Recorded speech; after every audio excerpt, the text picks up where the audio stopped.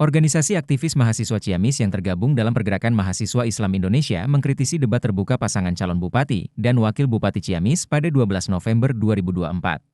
Menurut PMII, acara yang seharusnya menjadi forum penajaman visi dan misi ini justru lebih menyerupai talk show tanpa ada perdebatan substansial. Ketua PC PMII Kabupaten Ciamis, Muhammad Rifai, menyatakan bahwa debat ini dipenuhi retorika tanpa solusi konkret. Rifai menilai jawaban pasangan calon tunggal dalam debat tidak memberikan solusi jelas bagi permasalahan di Kabupaten Ciamis. Ia menyoroti bagaimana paslon hanya menyampaikan narasi normatif seperti pembangunan berkelanjutan, peningkatan kualitas SDM, dan pertumbuhan ekonomi, namun tanpa dasar data yang jelas. Terkait target pertumbuhan ekonomi yang diklaim paslon lebih dari 7%, Rifai menganggap hal itu sulit dicapai mengingat kondisi fiskal daerah yang sangat terbatas. Data ekonomi selama 3 tahun terakhir menunjukkan rata-rata pertumbuhan hanya sekitar 4,5%. Ciamis sangat bergantung pada dana transfer dari pemerintah pusat dan provinsi, sementara pendapatan asli daerah sangat minim, jelas Rifai. Lebih lanjut, konsep ekonomi hijau yang seharusnya menjadi bagian penting dari pembangunan berkelanjutan, kurang digali dalam debat ini. Tagline tuntaskan yang diusung paslon juga menjadi sorotan. PMI menilai tagline ini tidak jelas dan bahkan menciptakan kesan kejenuhan atas kepemimpinan yang sudah berlangsung selama 5 tahun terakhir. Janji menuntaskan yang dimaksudkan sebagai langkah untuk menyelesaikan berbagai persoalan daerah justru terlihat kurang jelas dan tidak ada penjelasan yang meyakinkan mengenai apa yang sebenarnya ingin dilanjutkan atau diselesaikan, kata Rifai.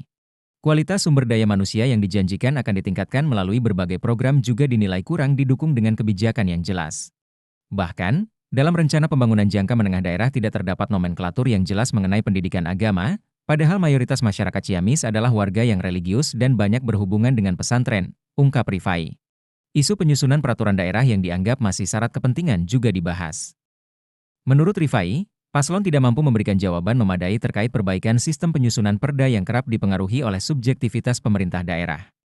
Pada sektor UMKM, PMII menilai paslon tidak menawarkan langkah konkret yang bisa melindungi dan memberdayakan sektor tersebut. Tidak ada langkah konkret untuk melindungi pasar UMKM atau menciptakan regulasi yang dapat memastikan keberlanjutan sektor ini. UMKM masih terpinggirkan dan tidak dilindungi oleh kebijakan yang memadai, kata Rifai. Isu lingkungan yang sempat diangkat dalam debat dianggap lebih berfokus pada keuntungan ekonomi daripada tanggung jawab ekologis. Paslon seharusnya memfokuskan kebijakan pada perlindungan lingkungan sebagai bagian integral dari pembangunan berkelanjutan. Tetapi ini seakan terlupakan dalam narasi yang mereka sampaikan, ungkap Rifai. Secara keseluruhan, PMII menilai debat terbuka ini tidak menghadirkan solusi nyata bagi masyarakat Ciamis. Perspektif yang disampaikan pasangan calon cenderung normatif dan minim data konkret.